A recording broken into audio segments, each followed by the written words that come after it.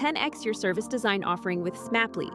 Take 20% off any order with This Is HCD 20 off. Let's superpower you and your design team's potential. Sign up at smapply.app. Enjoy the episode from your friends at Smapply, helping support This Is HCD podcast.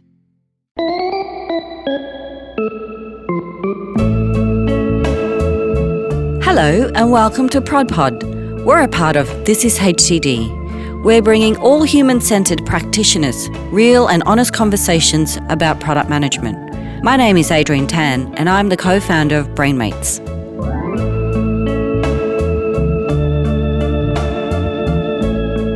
Today we're talking to Jason Prowd about establishing and measuring product success in financial services. Jason is a product leader at Morningstar. Since 1984, Morningstar's been helping investors achieve their financial goals by developing powerful research, data, and investment management products. Jason loves understanding and solving complex investor problems in simple, delightful ways. He currently leads 2 businesses for Morningstar, direct-to-consumer in Australia, and the global advisor experience for Morningstar Investment Management.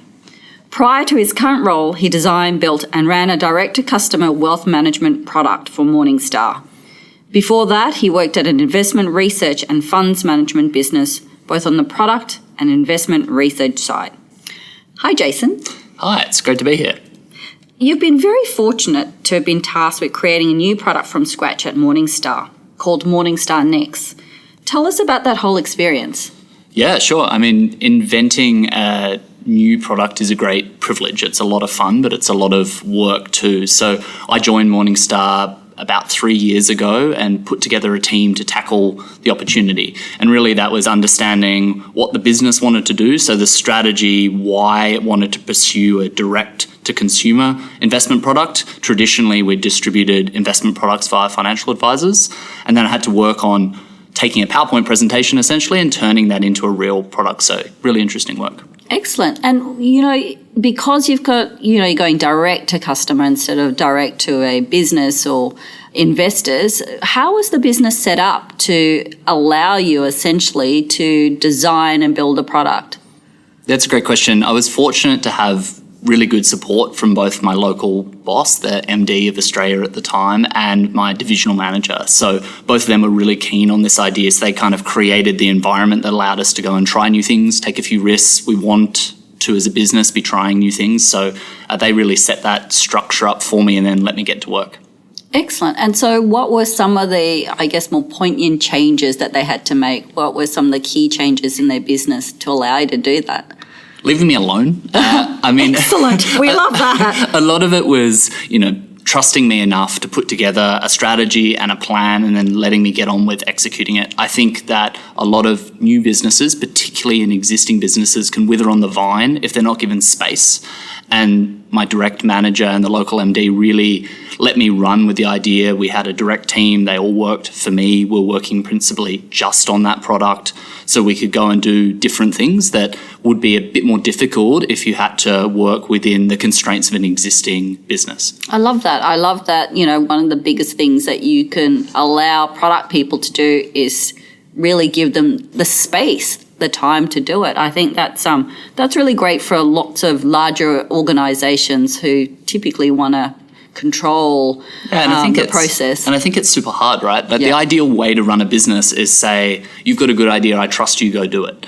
Now, that doesn't actually work, right? As soon as you have a business with more than a couple of people, you need some processes around things. We're a listed business, so you need some structure. So you need to control the risk in certain ways. In our business, we can try out a new business in Australia with 10 people, and that's not a big risk. We can control it by the size of the investment. Mm-hmm. But it makes sense that businesses want some structure before they let people go off and do things. Yeah, that's excellent. Now, there's been a change, and this is probably very exciting, I guess. It's not very often that we hear organisations make this kind of change, I don't think, but you've put your product, Morningstar Next, on hold, essentially. Tell me about that. How did that come about? How did you make that decision? Yeah, sure. It wasn't easy at all. I think if you put a couple of years of your life into something, it's sad if you have to change direction. But a good business has to sit there and weigh up the opportunities in the marketplace and really the opportunity cost of pursuing one opportunity over another. So when we were looking out a few years, end of last year, mid last year, and thought, okay, where can we have our teams focused and what are the biggest and brightest opportunities for our business? And we decided that direct-to-consumer kind of wealth management product in Australia wasn't it.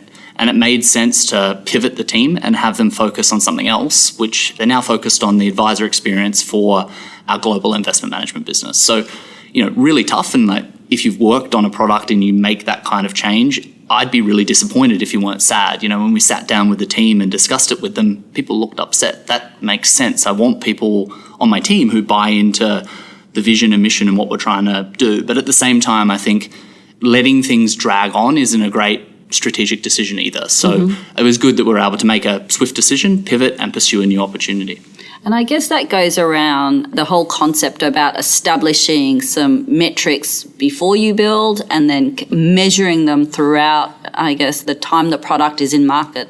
So did you do that before you start? And did you hold yourself accountable to those numbers? Because I know numbers are really emotional. You look at them and you go, hey, I meant to hit this, but I haven't, but here are the reasons and I'll keep going.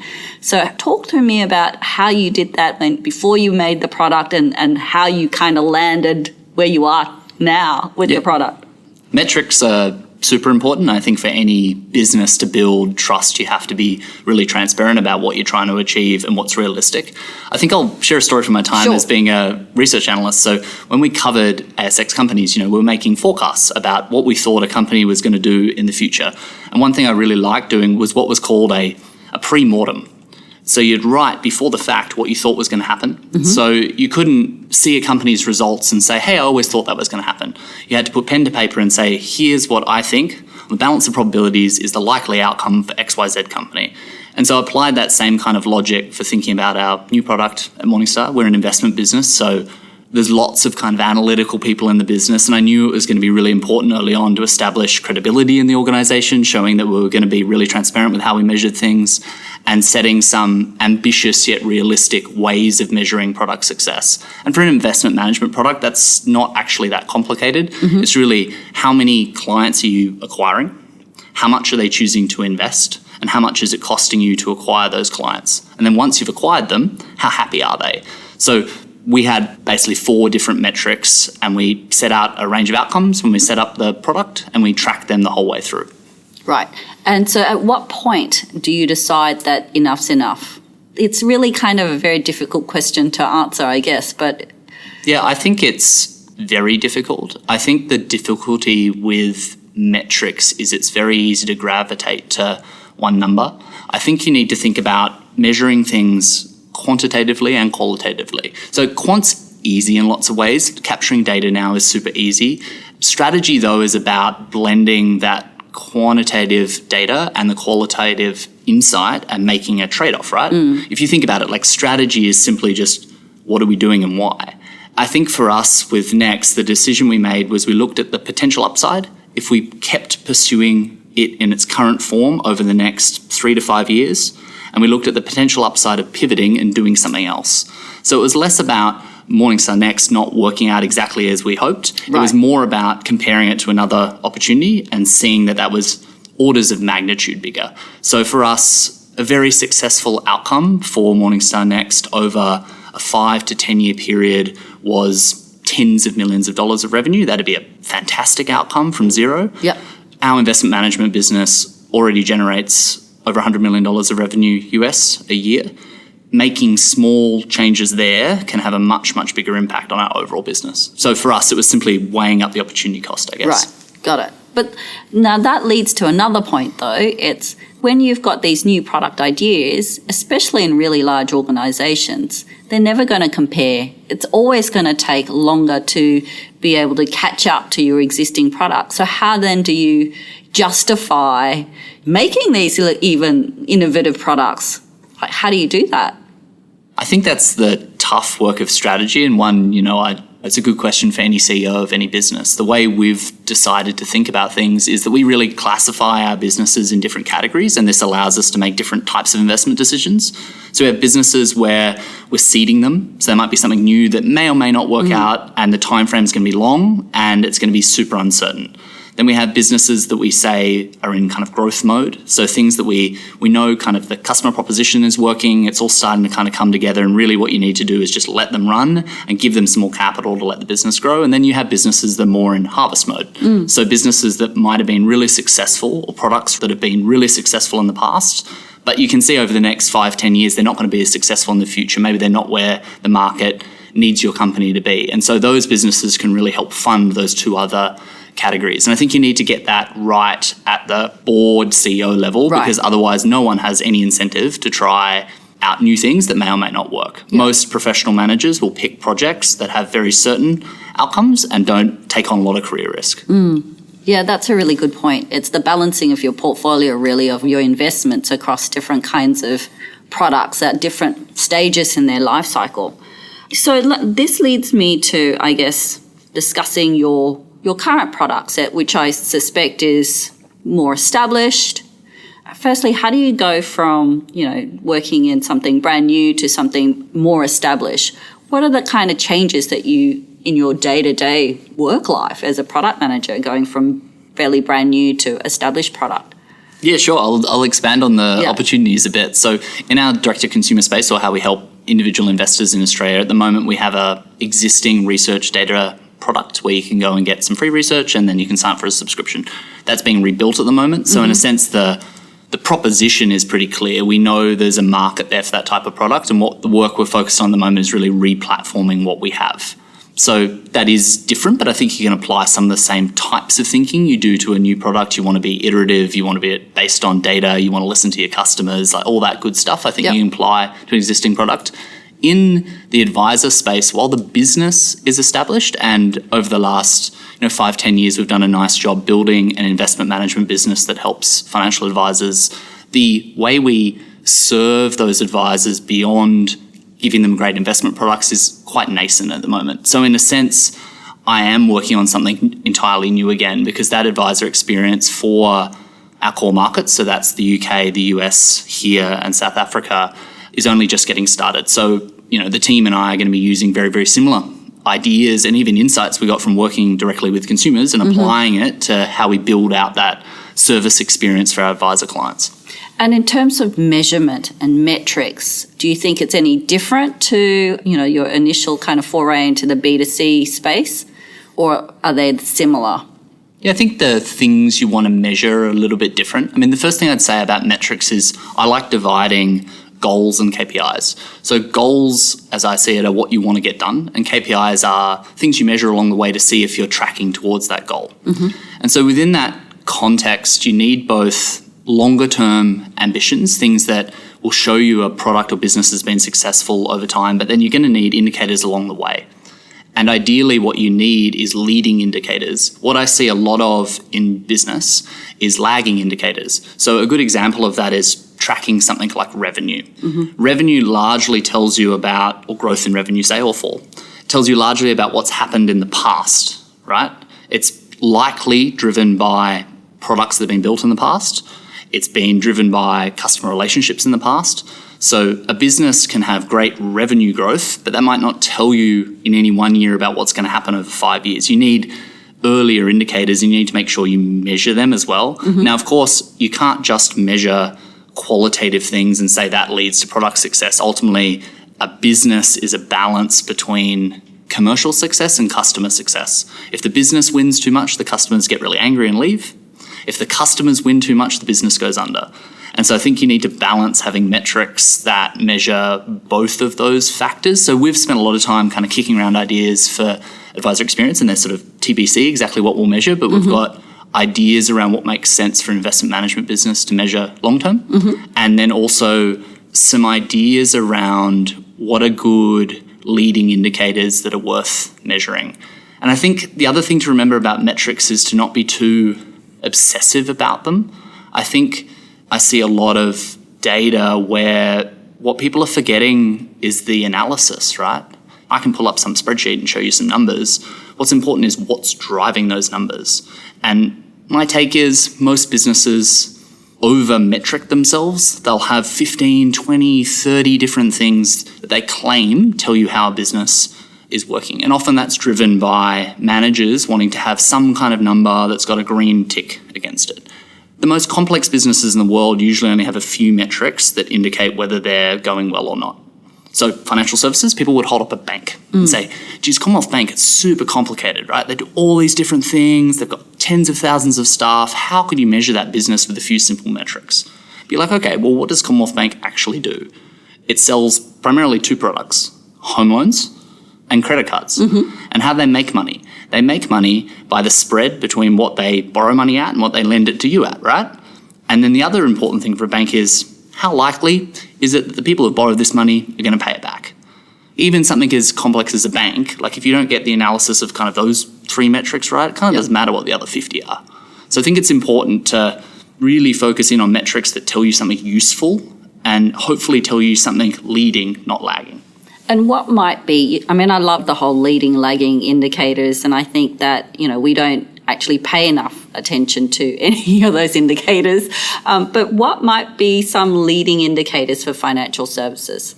Not necessarily Morningstar, but just financial services in general.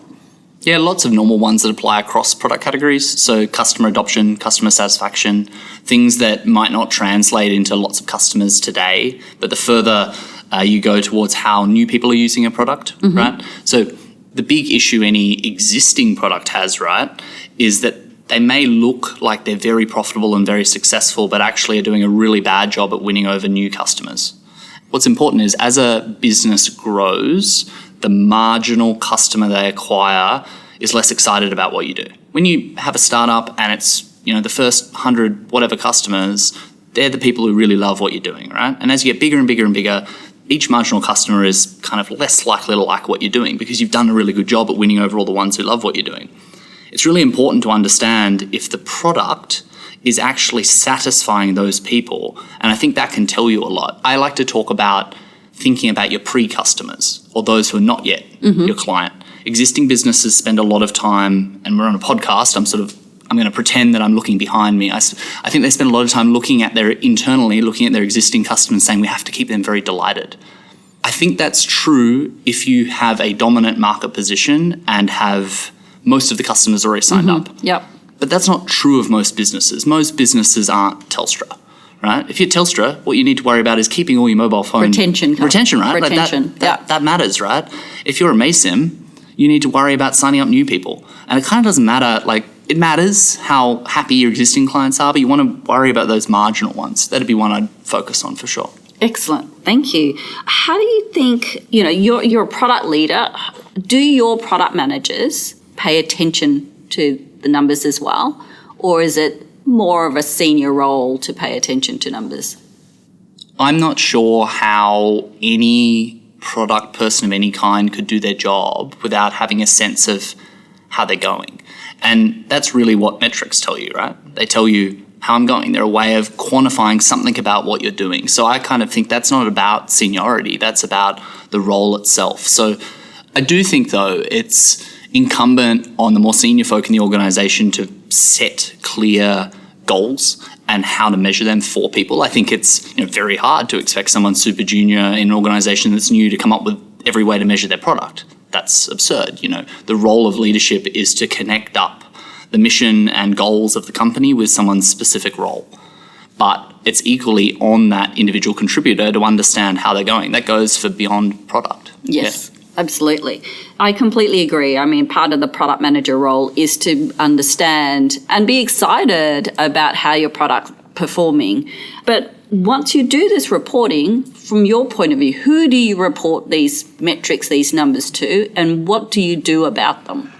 I'm a big believer in product transparency to the extent that that's possible within your organisation. My general view would be more open than closed. And so you need to report these metrics to lots of people. I think it is absolutely critical that the team themselves understand why metrics are being measured and what they are and how they're going. So that's sort of amongst the team. But then often really what metrics are about is reporting sideways and up. and they're about keeping your stakeholders across what you're doing. I think open, transparent, and sensible metrics help drive trust, and trust lets you get your job done. So, we usually develop some kind of dashboard for any product that we have, and then we use that same dashboard for both reporting to stakeholders and the team, so it's all consistent. I think that's really helpful. Excellent. And a lot of our product managers that I come in contact with tell me that it's very hard to get the data to produce a dashboard, to produce a report. How do you go about it, especially for new products? That's why people say they can't measure how their product's performing, because they can't get access to the data. What are your opinions? I think that's probably true. I think it's much easier to get the right kind of data if you think about it up front. So I kind of consider it a table stakes part of building a product. If you think about a digital product, right, it's table stakes that a website loads in, half a second or whatever it is. It's table stakes to me that a contemporary product has the ability to measure itself built in from the start. I think the issue often occurs that people build things and then after the fact they're like, it'd be great if I could measure X. The problem is often you need to have thought of that up front. So I'd say it's in the inception stage.